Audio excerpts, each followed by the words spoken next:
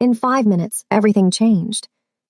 At 11:42 p.m., I walked into room 412 to check vitals on a car accident patient, Kyung-woo Choi, Korean, mid-30s, dark hair slicked back, a black dragon tattoo crawling up his neck. 2 guards outside his door in black suits that screamed money and violence. The kind of patient you handle carefully and forget quickly. His chart said saline and antibiotics, standard protocol. Except there were 2 IV lines running into his arm. The second bag was green, murky, wrong. My stomach dropped before my brain caught up. That green bag had a small yellow sticker on the front, a hazard symbol, a warning, and a strip of tape covering part of the label like someone didn't want it read clearly. I checked his chart again. No second IV ordered, no doctor's signature, no approval code. Someone had hung that bag manually. If you think this is about a medical error, it's not. I watched his heart monitor, 72 beats per minute, then 68, then 64. The green liquid was killing him. If you think this is about saving a stranger, it's not. I shouldn't be saying this, but the moment I saw that hazard label, I knew this wasn't negligence. This was murder. And if I walked away, I'd be complicit. If I stayed, I'd become a witness they couldn't afford to keep breathing. I moved toward the IV pole, hands shaking, when the door opened behind me. Dana Reeves, the other night nurse, blonde, friendly, always eager to help. She smiled at me. "Maurice, what are you doing?" I froze, my fingers inches from the green bag. Her eyes dropped to my hand, then back to my face. Still smiling. "That IV's sealed," she said softly. "Don't touch it." And that's when I realized she knew exactly what was in that bag. Be honest. If you were invisible in a room full of dangerous men and you noticed something no one else did, would you speak up, or would you stay silent to survive? If you're already feeling the tension in the room, stay with me. And tell me in the comments where you're watching from, because once this moment unfolds, there's no turning back. I didn't move. Dana stood in the doorway, still smiling that empty, perfect smile, the kind that doesn't reach the eyes. "It's contaminated," I said quietly. "Contaminated?" She stepped closer, tilting her head. "I just hung that bag 30 minutes ago. It's sealed, hospital issued. There's a hazard label on it. That's a pH warning, totally normal for that medication." I met her eyes. "There's no medication ordered, Dana." For half a second, her expression flickered. Something cold moved behind her face. Then the smile returned. "You must have missed it in the system. I'll double-check with the attending." She reached for the green bag. I grabbed her wrist. The air in the room changed. Dana pulled her hand back slowly, still smiling, but her voice dropped an octave. "Maurice, you're making a mistake." "Then let me make it." She stared at me for a long moment. Then she turned and walked out. I locked the door behind her. My hands were shaking so hard I could barely grip the IV clamp. I stopped the drip from the green bag, prepped a replacement saline line, and started disconnecting the poison tubing. Kyung-woo's heart rate climbed, 66, 70, 74. He was stabilizing. Then his eyes opened. Groggy, confused, but aware. His gaze dropped to the green IV bag in my hand, then back to my face. "Who?" His voice was rough, barely a whisper. "My name is Maurice. I'm your nurse. Someone just tried to poison you." His pupils sharpened. Real fear flashed across his face. Then the door exploded open. 4 men stormed in, not hospital security. Kyung-woo's men. The first one grabbed my arm and slammed me against the wall. "What did you do to him?" "I saved him," I shouted. "The IV was poisoned." "She's lying." Dana's voice came from the hallway, calm, controlled. "I found her tampering with his medication." The man's grip tightened around my throat. "You tried to kill him." I couldn't breathe. The guard's hand was a vice around my throat, lifting me until my toes barely scraped the floor. His face was stone. No anger, no hesitation, just cold execution. "Wait," Kyung-woo's voice cut through the room like a blade. The guard froze, but didn't release me. Kyung-woo sat up slowly, wincing. The oxygen line taped under his nose hissed softly. His eyes, sharp, calculating, moved from me to the green IV bag still clutched in my other hand. "Put her down." The guard hesitated. "Boss, she was tampering." I said put her down. My feet hit the floor. I gasped, coughing, my throat on fire. Kyung-woo gestured toward the bag. "Show me." I held it up with shaking hands. The yellow hazard sticker caught the light. He leaned forward, squinting at the label beneath the tape. Then he looked at Dana, still standing calm in the doorway. "You hung this." "Yes," Dana said smoothly. "Dr. Parnell called it in remotely, a metabolic booster, special request from your family." Kyung-woo's jaw tightened. "My family doesn't make medical requests." Silence. Dana's smile finally cracked. One of the other guards stepped forward, examining the bag. He turned it over, studied the label, then looked at Kyung-woo. "This isn't ours, boss. We supply all your medical equipment. This bag didn't come from us." The room went dead quiet. Kyung-woo's eyes never left Dana. "Who sent you?" She didn't answer, just stood there, that broken smile frozen on her face. He nodded once. 2 guards grabbed her arms. She didn't resist, didn't scream, just looked at me with eyes that promised something worse than death. "You don't know what you just did, Maurice." They dragged her into the hallway. The door slammed shut. I stood there, still holding the poisoned IV bag, my entire body trembling. Kyung-woo leaned back against the pillows, watching me with an expression I couldn't read. "You saved my life," he said quietly. "I did my job." "No," he shook his head. "You risked your life. If you'd been wrong, my men would have killed you." I swallowed hard. "I know." His phone buzzed. He answered without breaking eye contact with me.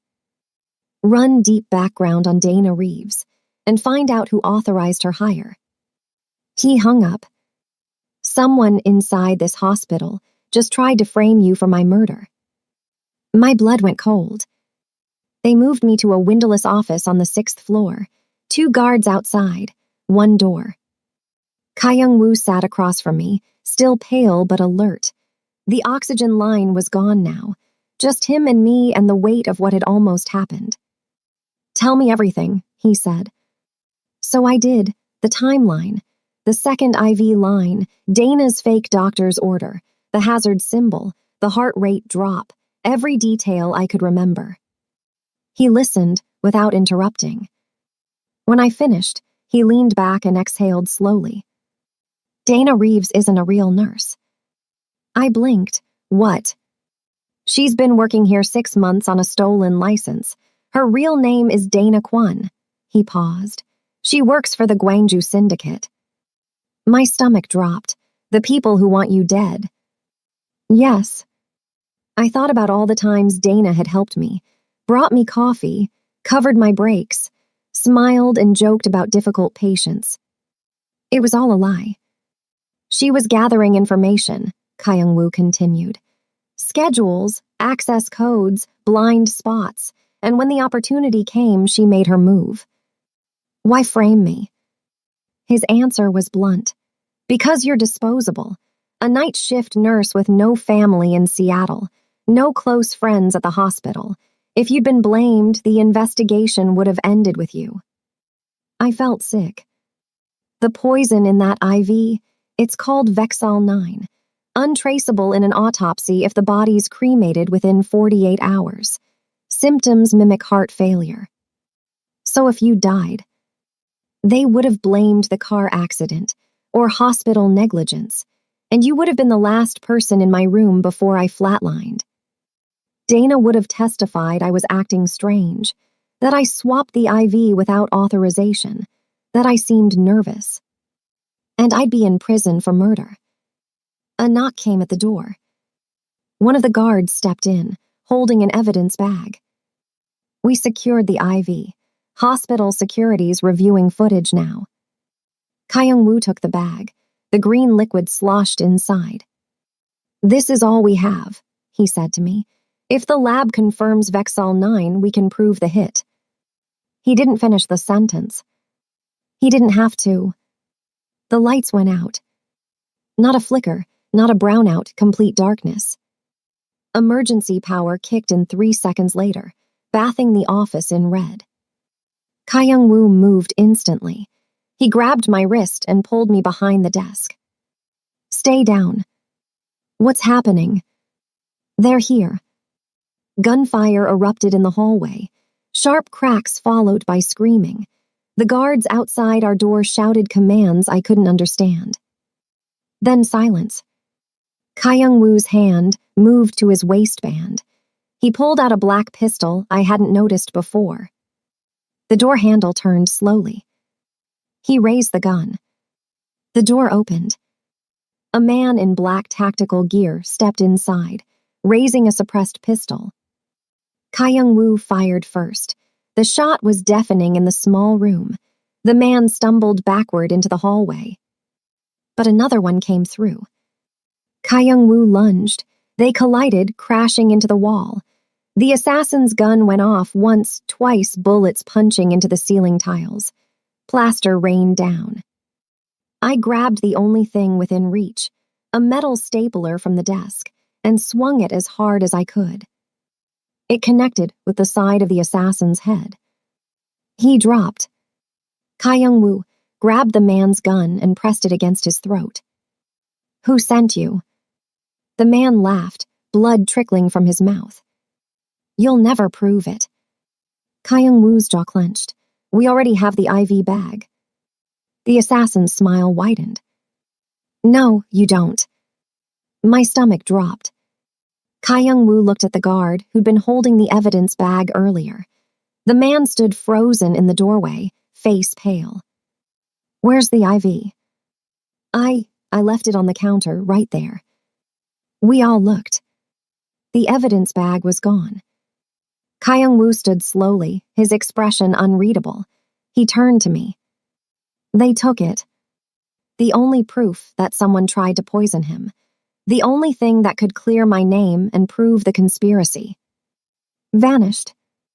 Hospital security rushed in seconds later, shouting orders. They cuffed the assassin and dragged him away. But I couldn't move. Because now I understood. Without that evidence, I was the easiest person to blame. A nurse with access. A nurse who'd been alone in his room. A nurse who'd tampered with his IV. Dana's plan was still working. Even in handcuffs. Think about this for a second. She stopped a murder, and now she's being framed for it. What would you do if saving someone's life made you the prime suspect? If this has you on edge, subscribe and hit like, because what happens next will make you question everything. And drop a comment. Would you have touched that IV bag knowing what it could cost you? They separated us. Hospital security took me to a conference room on the 3rd floor. Fluorescent lights, gray walls, a table bolted to the floor. A detective arrived 20 minutes later. White guy, 50s, tired eyes, badge clipped to his belt. Detective Morris. He sat across from me, pulled out a notepad, and clicked his pen. "Walk me through your shift tonight." I told him everything. The green IV bag, the hazard label, Dana's fake doctor's order, the heart rate dropping, my decision to swap the lines. He wrote slowly, nodding occasionally. When I finished, he looked up. "And you're sure there was a second IV bag?" My throat tightened. "Yes." "Because we can't find it. Security footage shows you entering Mr. Choi's room at 11:42 p.m. You were alone with him for 8 minutes. No one else came in." Dana was there. She walked in while I was switching the lines. He flipped through his notes. Dana Reeves left the floor at 11:30 p.m. She clocked out for her break. Cafeteria cameras confirm she was downstairs until 11:55. That's impossible. I saw her. Did anyone else see her? I opened my mouth, closed it. No. The guards had been outside. Ka-young-woo had been unconscious. It was just me and Dana in that room. Detective Morris leaned forward. Ms. Halston, I need you to understand the position you're in.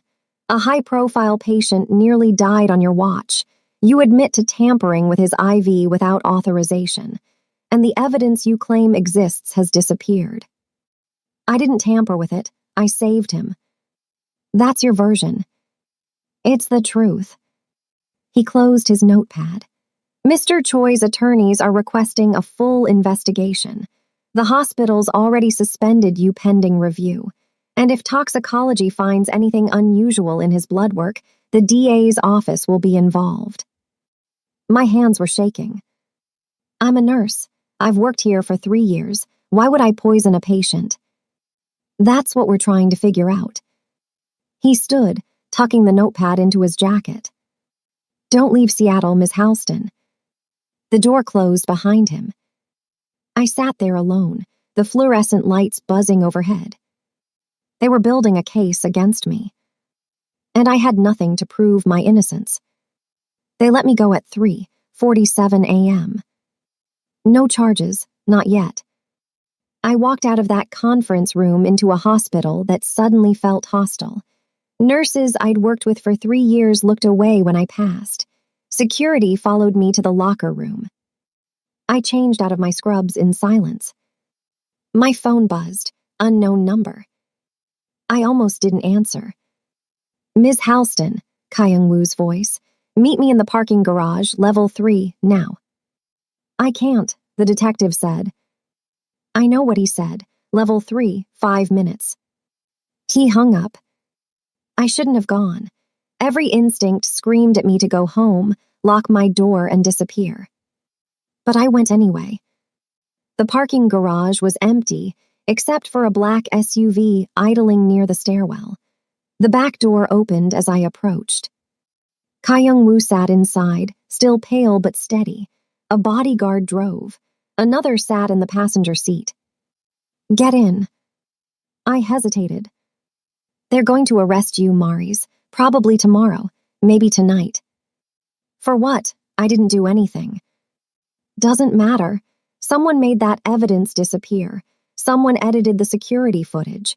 Someone is making sure this lands on you. I felt the weight of it crushing down. Then what am I supposed to do? He leaned forward. Work with me. Help me find who's behind this, and I'll make sure you walk away clean. Work with you, I laughed bitterly. You're a criminal. He didn't flinch. Yes, but I'm also the only person who believes you.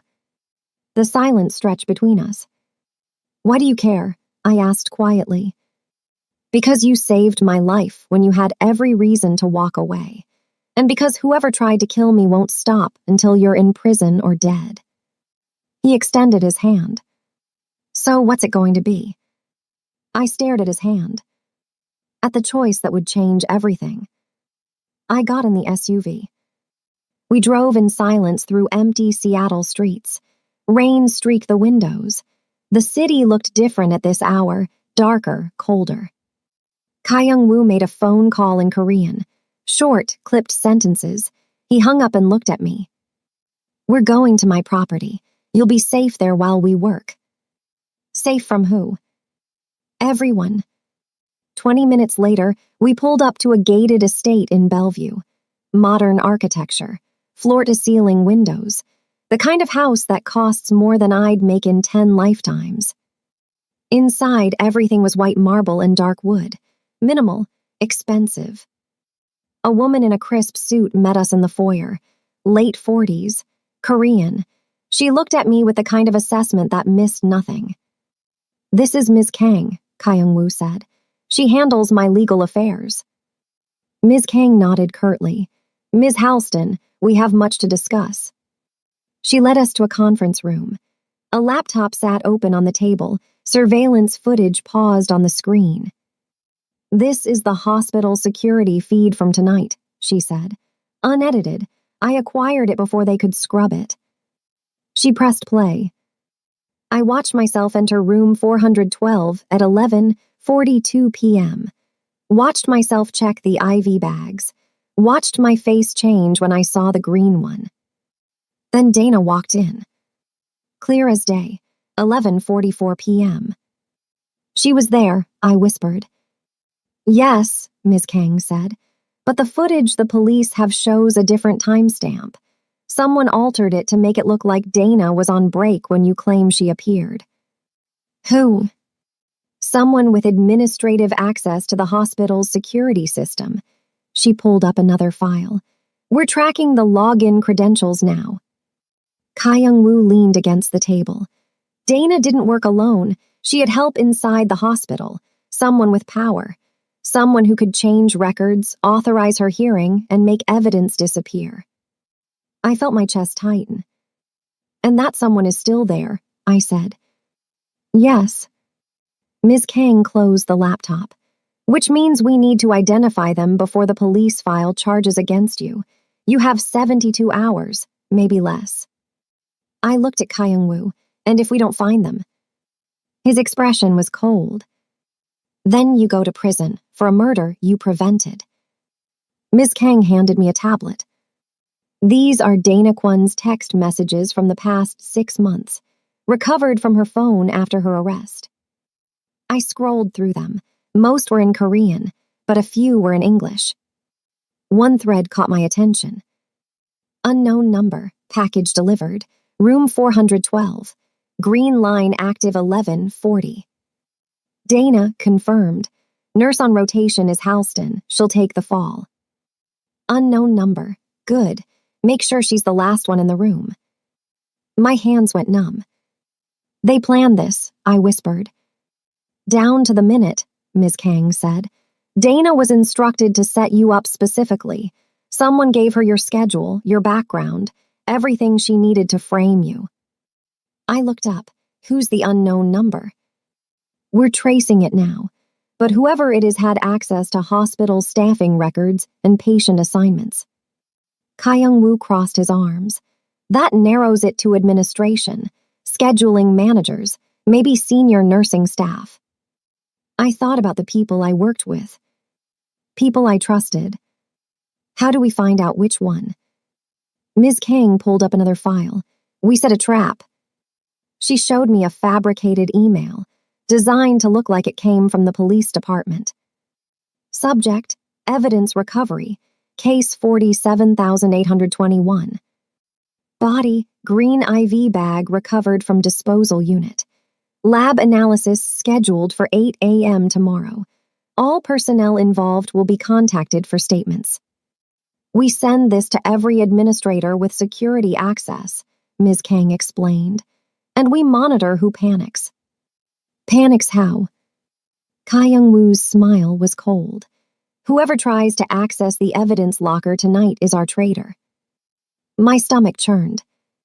Because that meant someone I worked beside every shift, someone who smiled at me in the break room, had been planning my destruction for months. "Send it," I said quietly.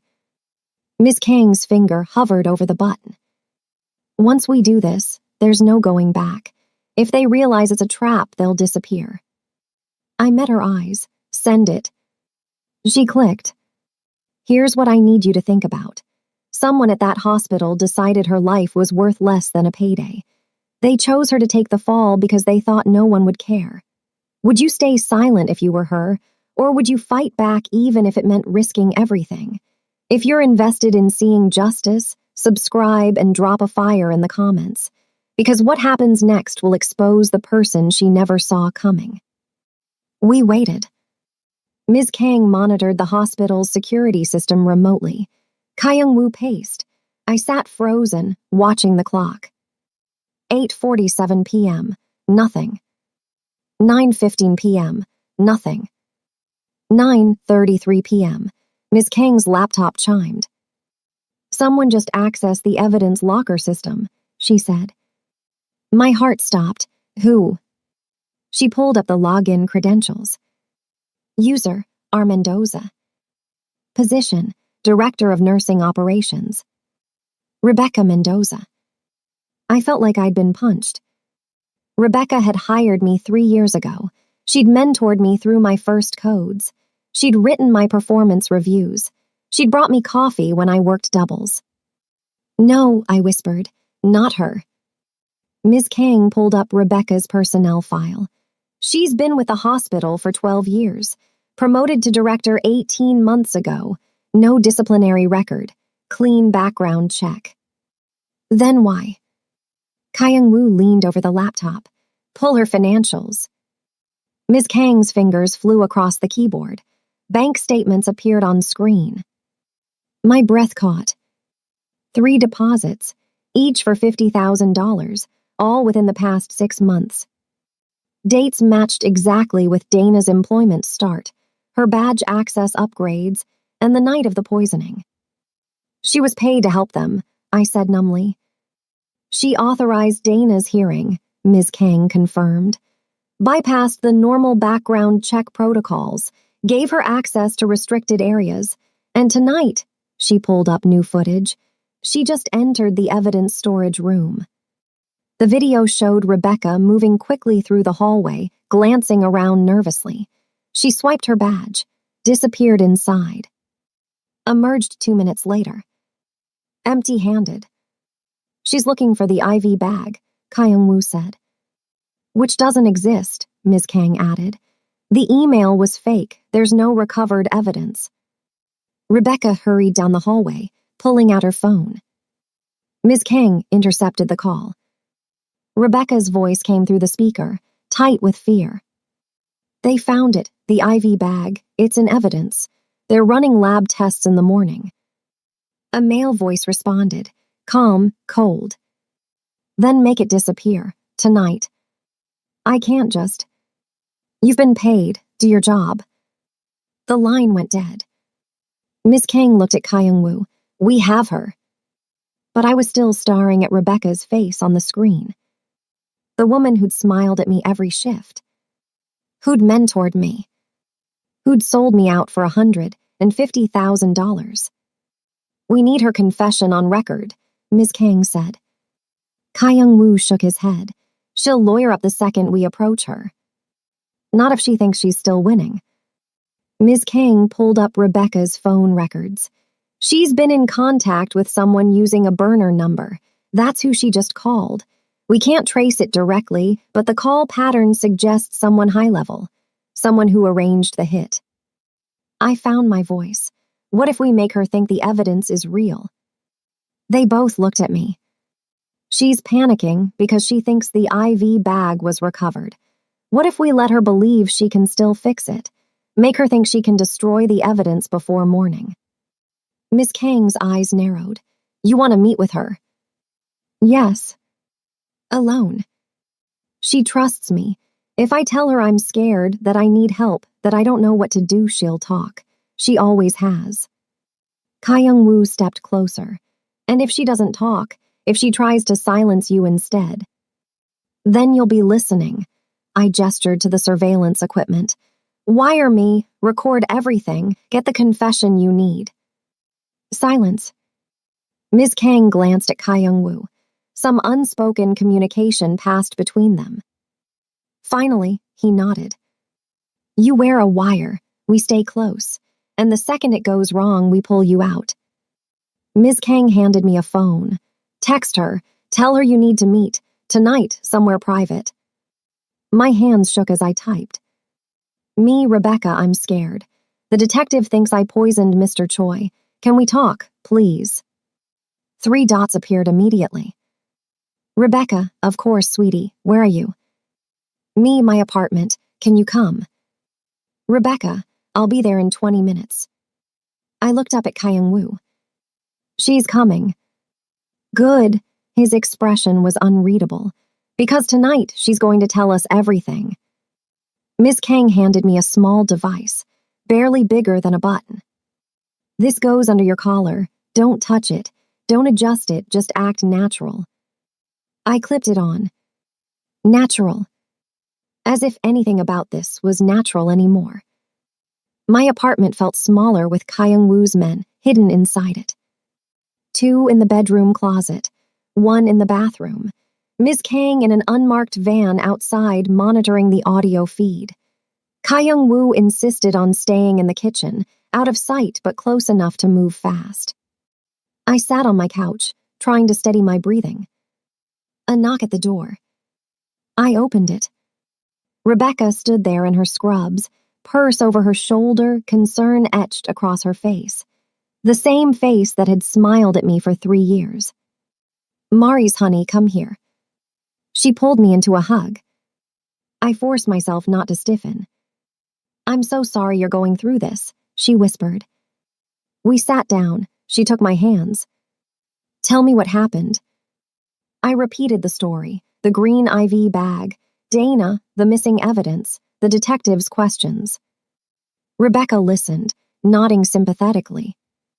"This is terrible," she said softly, "but you need to understand something. The hospital is protecting itself right now. They're going to look for someone to blame." "I know." "And without that evidence," she squeezed my hands, "Mari's, it's going to be hard to prove your story." "What do I do?" She hesitated, then leaned closer. "Maybe it's time to think about a different approach." "What do you mean?" "The detective said the evidence disappeared, right? Well, maybe it's better that way." My stomach twisted. Better. If there's no physical proof, the case gets weaker. They can't charge you with attempted murder if they can't prove poison was involved. It becomes your word against. Against what? Missing documentation, altered footage. I stared at her. "Are you saying I should be glad the evidence is gone?" "I'm saying maybe someone did you a favor." The words hung between us. "Who would do that?" I asked quietly. Rebecca's eyes flickered, just for a second. "I don't know, but in this situation, Mari's, you have to be smart. You have to survive. Even if it means the truth stays buried." She pulled back slightly. "The truth is you saved a patient's life. That's what matters." "And Dana. Dana will face consequences for whatever she did. But you," she touched my cheek, "you need to focus on protecting yourself." I looked at her. Really looked at her. And I saw it. The fear behind the sympathy. The calculation behind the concern. "You made the evidence disappear," I said. Her hand froze. Rebecca's face went pale. "Mari's, what are you talking about?" "The IV bag. You took it. You altered the security footage. You made sure Dana's background check never happened." She pulled her hand back. "You're upset. You're not thinking clearly." "How much did they pay you?" Her eyes hardened. "You need to be very careful right now." 150,000. I didn't blink. 3 payments, 50,000 each. She stood up. "I don't know what you think you know." "I know you authorized Dana's hearing. I know you gave her access to restricted areas. I know you've been in contact with whoever ordered the hit." Rebecca's jaw clenched. "You can't prove any of that." "Actually, we can." Kyung-woo stepped out of the kitchen. Rebecca stumbled backward, hand reaching into her purse. 2 of his men emerged from the bedroom, blocking the door. She froze. "Sit down, Ms. Mendoza," Kyung-woo said quietly. Rebecca's hand slowly withdrew from her purse. Empty, she sank back onto the couch. "You're making a mistake," she whispered. "The only mistake," Kyung-woo said, "was thinking you could frame an innocent woman and walk away clean." Ms. Kang's voice came through a speaker. "We have everything on recording. The payments, the phone calls, your confession about making evidence disappear." Rebecca's composure cracked. I didn't have a choice. "Everyone has a choice," I said. "You don't understand." Her voice broke. "They threatened my daughter. They knew where she went to school. They knew her schedule. They said if I didn't help, they'd..."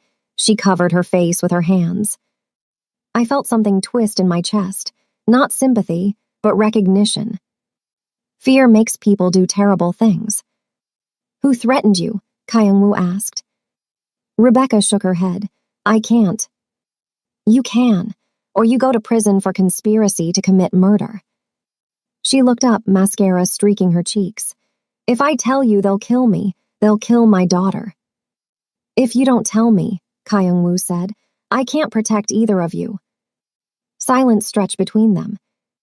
Finally, Rebecca reached into her purse, pulled out her phone, opened a contact. One name. Dr. James Parnell. My blood went cold. The attending physician, the one Dana claimed had called in the fake medication order. He's the one who recruited me, Rebecca whispered. He's the one who arranged everything, and he's not working alone. Kyung-woo took the phone. Who else? Rebecca met his eyes. Your brother. The room went silent. Kyung-woo's expression didn't change, but something shifted in his eyes, something cold and final. My brother is dead. No, Rebecca said quietly. He's not. Ms. Kang's voice cut through the speaker, confirming now, cross-referencing financial records. Kyung-woo didn't move. Explain. Rebecca's hands trembled.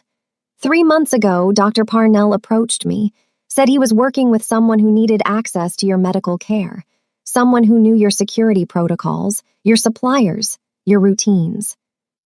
And you believed him. He showed me proof, photos of your brother alive in Seoul.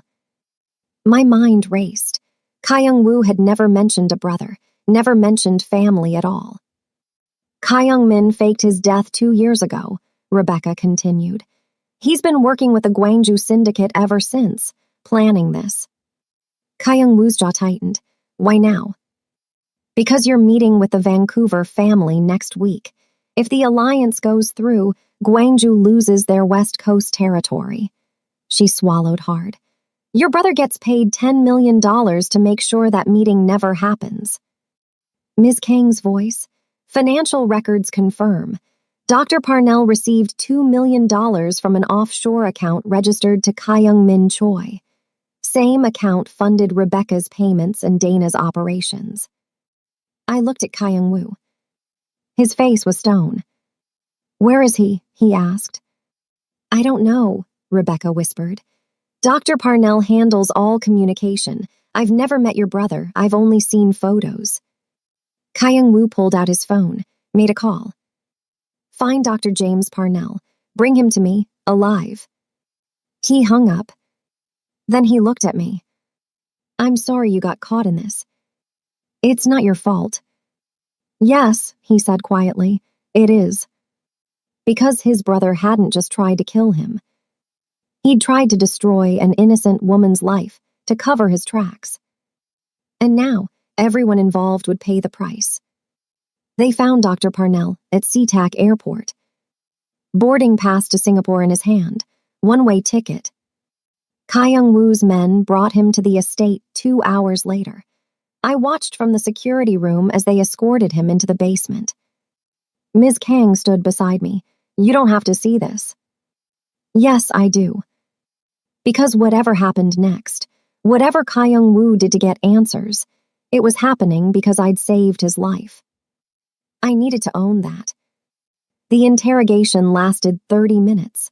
I didn't hear most of it, but I saw Dr. Parnell's face change from arrogant to terrified to broken. When it ended, Kyung-woo walked into the security room. He gave us everything, locations, contact protocols, bank accounts. He paused. My brother's in Vancouver. He's been there for 6 months. What happens now? I handle family business. His eyes met mine. And you go back to your life. I blinked. What? Ms. Kang has prepared a full exoneration package. Evidence, testimony, recordings. By tomorrow morning, the hospital will reinstate you. The police will close the investigation. And Rebecca and Dr. Parnell will confess to conspiracy. Just like that. Just like that. But something felt wrong. What about your brother? Kyung-woo's expression went cold. He's my problem, not yours. I stepped closer. You saved me, let me help you. You already did. He pulled an envelope from his jacket. This is $50,000, enough to disappear if you want, enough to start over somewhere safe. I stared at the envelope. I don't want your money. Then what do you want? The truth came out before I could stop it. I want to know if saving you was worth destroying my peace. He didn't answer right away. Finally, I don't know yet. The honesty gutted me. Because neither did I. And that's when I realized the first attempt wasn't the real one. What would you have done in my place? Taken the money and disappeared, or stayed to see it through? Drop your answer in the comments and subscribe, because what happens when his brother makes his next move? You won't see coming. We need 1,000 comments to unlock the next chapter. Comment unlock now to unlock next chapter.